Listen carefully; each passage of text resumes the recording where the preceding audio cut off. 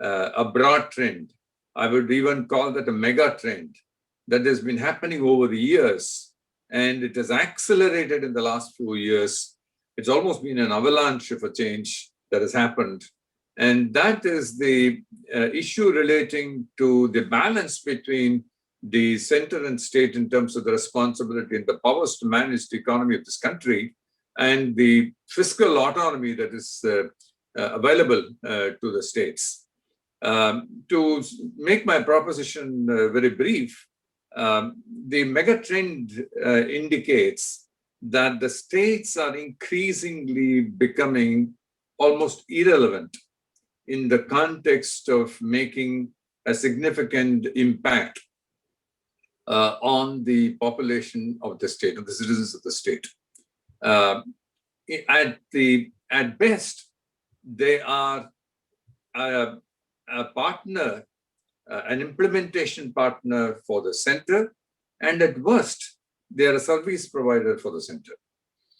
This is the state's autonomy issue, the fiscal autonomy issue, that has come to pass. And this is, I must hasten to add, that this is not something that has happened in the last 1 year or last even 7 years under this new government, but it is a trend that has happened for a long period of time.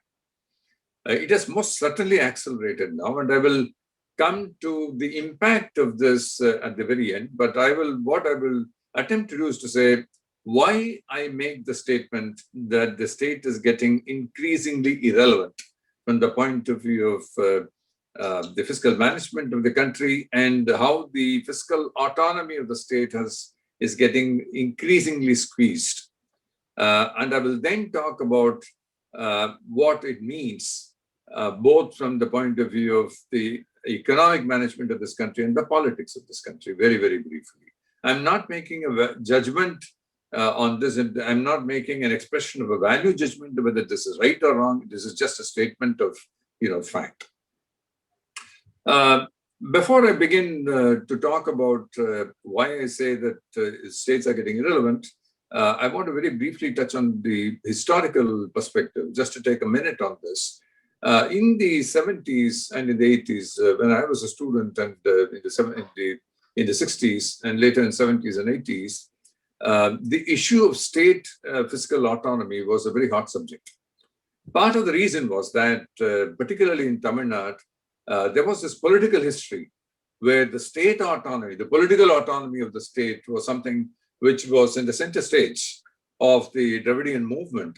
And therefore, at that point of time, although that the political autonomy took a backstage, the fiscal autonomy, the elbow space that the state required to manage its own finances, that was a pretty hot subject. And it continued to be a very important kind of a item for discussion. In fact, I was mentioning to Vishnathan when he approached me for this, participating in this, that I recalled that industrial economists had organized a seminar way back. I think it was in the 80s or 90s, I can't recall. But over a period of time, in the 75 years since independence, things have changed quite dramatically. And therefore, the new context, the new normal in which we have to talk about state fiscal autonomy is something that we have to keep in mind. The context has changed, and we should talk about this context historically. The context is that there is now a greater degree of deployment of technology, which makes it possible for the country as a whole, for the central government to be able to access, to design, deliver, and monitor at a citizen level. Technology enables you to do that. Technology also enables you to develop a tax structure, a tax framework that enables you to go to the last e-way bill and have this accounted in the central system and so on, and keep a track on this. So therefore, technology has made a big difference in this. And the second is that there is a cultural, political kind of an issue relating to the integration of this country. The differences, the diversity that we were talking about at one point of time as being the central point of India, the unity in diversity and preserving this diversity, emphasizing this diversity, has over a period of time given place to more on the unity and less on the diversity on the political, cultural side. And therefore, there's a different context in this. And this is the reason why I think we have to now judge the new state of affairs, the new normal in terms of the state's fiscal autonomy in this changed political, cultural, technological context. Now, there are 4 reasons why I say that the state is getting to be increasingly irrelevant. The first is the issue relating to revenue. The passage of the GST Act is a very seminal kind of a step. The states coming together and saying that we are surrendering our right for levying tax, which is on sales. Constitutionally, this was the right available to the states to levy tax on sales, but not on production. Production was with the central government. To voluntarily surrender that and to accept that there would be one uniform rate across the country for any particular commodity or any particular production item, and to say that therefore we will share this and based on the promises made by the center to make this available, that I thought was a very seminal step. The fact, therefore, that bulk of the revenue of any state is coming as a result of the devolution coming from the central government, from the center exercising its right to collect revenue, even centrally, even if it is administered collectively, it is administered centrally, and therefore make this part of this available to the state. It devolves on the state. That itself is, to my mind, making the state a recipient, a state at a level of subjugation, if I may use that word, to the center and surrendering its autonomy. I think that is a major step that has happened. Now, the Finance Commission has prescribed that there must be a devolution of 42%, but we know that over a period of time, over the period of years, this has become somewhat diluted because the central government increasingly has moved on to levy, surcharge, and cess, and all of that, which is outside the purview of the part from which the 42% is allocated. And this part, which is outside the part of allocable surplus, allocable revenue, is growing. It's grown from almost 6-7% now to closer to 25%. And with the recent cess on the agricultural produce, then this is bound to get even higher. Therefore, in actual practice, the 42% is not 42%. It is probably more like 35 or 36%, or more like, at best, it's 37%. So therefore, the extent of revenue that the state itself has the autonomy to collect, to levy and collect, is getting shrunk, because it is the center which is collecting the GST, which is the center which is really is the major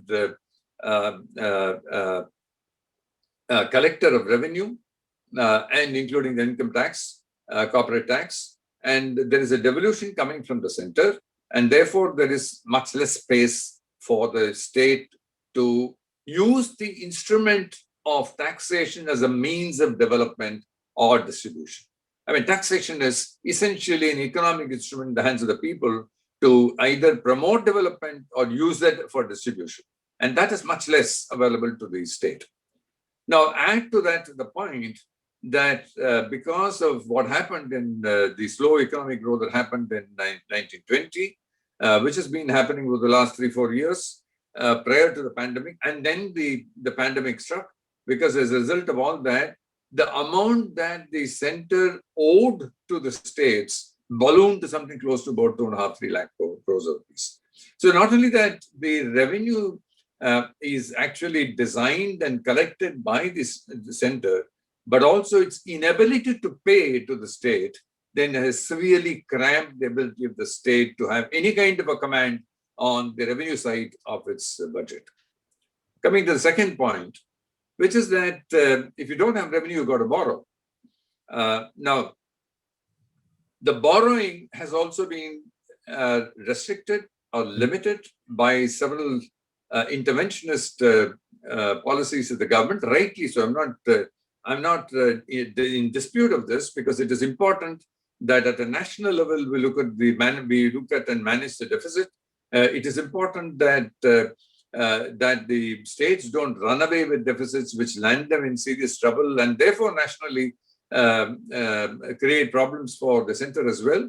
So I think there is a need for disciplining the states in terms of what they can borrow, what they cannot borrow. But it has also meant, there is, by the way, already an article in the Constitution, Article 293 in the Constitution, which says that the state cannot borrow on its own without the consent of the center if the state is indebted to the center, which it is, which all states are. Therefore, if the center is giving the state government any kind of a loan, and there are several such loans that the state government has to access because there is no other way of doing it, then it is also bound by the provisions of the Constitution as well as the provisions of the contract under which it borrows from the center, to say that the state shall not make any further borrowing without the consent of the center. So that completely limits the borrowing capabilities of the state. And that brings me to the third point. And the third point is about the expenditure. Now, in the past, there was this philosophy, I might even call this an ideology, that it is the state which is closer to the citizens. The panchayat is even closer to the citizens than the state. And therefore, it is the panchayat which must really figure out what the citizens of that panchayat or the village panchayat need in terms of development. Is there a need for an irrigation pond? Is there a need for a bridge there? Is there a need for a road there? Is there a need for a school there? All of that to be developed bottom up by the community in terms of prioritizing what they need. And similarly, the states as the next tier will say what is it that they need in terms of development measures, in terms of capital expenditure on agricultural or in roads or rural roads or urban development or development of the educational, social infrastructure like the education or health, whatever. All of that to be really be the mandate of the state to develop. And it would then get the revenues that it required for implementing that. Therefore, the political parties in the states therefore, we're able to talk the language of development, we're able to talk the language of support and welfare as being a distinction from the other.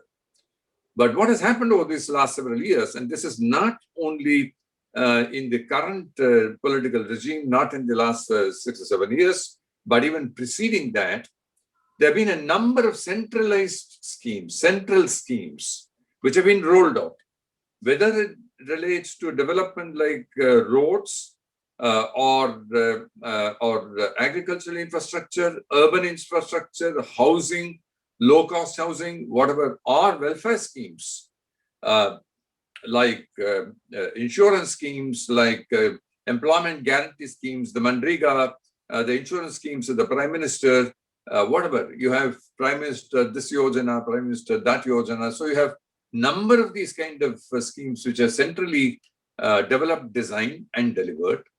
And almost all of them require the states to participate, ranging from 15% to 80%. They have to participate in the scheme and become eligible to take from the center the 15% to 80%.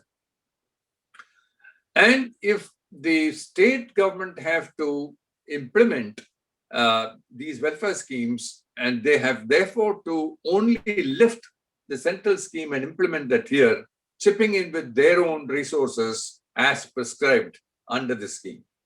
Therefore, the amount of expenditure budget that is left free for the state to devise its own schemes, either development or welfare schemes, which is particular for the state and addressing the particular needs of the citizens of the state, that has been squeezed completely. So maybe it's not more than 15-20%. Theoretically, of course, you can say, I don't want the central scheme which is giving this insurance scheme. I don't want this midday meal scheme that is being administered centrally. I don't like the scheme that is being given for pregnant mothers. I will have my own schemes. But every time the state government says that, it has to find 100% of the funding for itself. And it is much easier for the state government to say, okay, I will adopt this pregnant mother scheme or the Prime Minister's pregnant mother schemes from the center, where because the center gives me some X percentage of that, I only have to give the balance. And therefore, it becomes easier for doing that. Now, there are some state governments which say that I don't want all these schemes to be in the name of the center or the Prime Minister or the national leader. And you see this becoming an electoral issue in West Bengal, for example, right? Now, so there is less and less space for the state governments to administer their own development welfare schemes, which they believe are the priorities for the state, much less for the panchayats and so on. Now, it is also compounded by the fact that the state governments have no means of altering the structure of the scheme. It is rolled out in a particular framework, and the state governments have to adopt that. There's very little leeway in most of the schemes. Some schemes there are, I won't go into the details of this, but in most of the schemes, the leeway is minimum, and therefore it is, as I said, is a service provider. It provides warm bodies from the administration of the state government to implement a scheme that has been designed and is to be delivered by the state. Now, that's therefore is the reason why I'm saying that both on the expenditure side and the income side and in the borrowing side, the state has now been left with very little space and the elbow room to do something on its own. It therefore becomes an implementation partner or a service provider. Let me come to the last part of what I have to say, which is this a good thing or a bad thing? I will only lay down what is good about it and what is not so good about it. I'm not making a value judgment whether this is right or wrong. What is good about it is the fact that there is greater discipline in terms of expenditure and greater efficiency in terms of the expenditure schemes because it is one template that has been developed, hopefully with experience gained by various states, all being pulled together, the knowledge coming in and getting pulled at the central level, and this scheme is getting designed and delivered. And technology most certainly enables this to be done far more efficiently if this is at the central level. That's undeniably so. Similarly, what is good about the fact that we have one GST rate across all the countries and across all states is the fact that we have one market now. There is clearly great advantage in having one integrated market with one rate applicable for all types of goods, rather than the various goods suffering various different kind of tax rates in states, and therefore the manufacturers having to have warehouses, and then you've got the central sales tax, this is state sales tax, all of that. I think therefore in concept, this is a much, much better way of doing that. So there are clear advantages in doing this. And there is a certain, I won't call it a disadvantage, but there is a certain issue which I think it's necessary for us to be aware of. And that is that an economic integration is also essential for a political integration and a cultural integration. If you say that India has to be united with one political system, with one cultural value system, it also follows that economically it's got to have one framework. And therefore, this is a piece of the puzzle. Now, you might have a viewpoint that that is not the idea of India, as you hear being articulated by some of the intellectuals. Essentially, India is a diverse country. This is the substance of India. And the more we therefore say there is unity in everything, the less we have in terms of the maneuverability. And I will end my presentation with an example of an automobile. If the automobile has to maneuver, the right side wheel has to move at an angle different to the left side move. You need that flexibility and the maneuverability to the wheels to move. If you don't do that, if you make it rigid, it breaks. And therefore, the question that we need to really look at is not a question which is the fiscal autonomy of the state, but a larger question of what is the idea of India. That's what it leads up to. Let me stop there. Thank you.